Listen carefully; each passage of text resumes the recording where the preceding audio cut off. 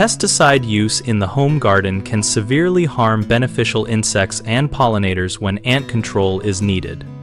When targeting ants while protecting bees and soil composters, start by selecting products and timing that minimize exposure.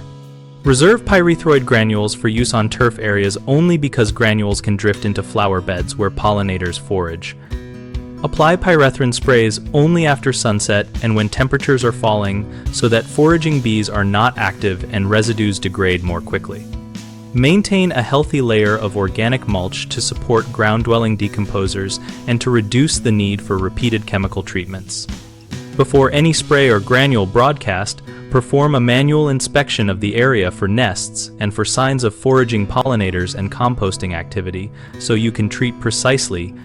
Use spot treatments and bait stations placed along ant trails rather than broad surface applications to limit non-target contact. 3 common mistakes are blanket spraying, treating during peak pollinator activity, and ignoring habitat that supports beneficial species. Blanket spraying can kill non-target insects and should be replaced with targeted baits or localized treatments near ant entry points. Treating during the day when bees are active leads to direct mortality. Instead, apply contact pesticides after sunset and avoid treating flowering plants. Removing or replacing organic mulch because of ant presence destroys habitat for decomposers. Preserve mulch and use non-chemical ant management like baiting and moisture control.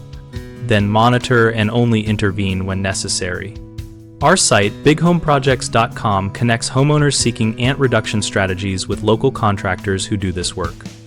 We offer a discussion community where we and other members share practical tips, product experiences, and contractor recommendations to protect pollinators while solving ant problems.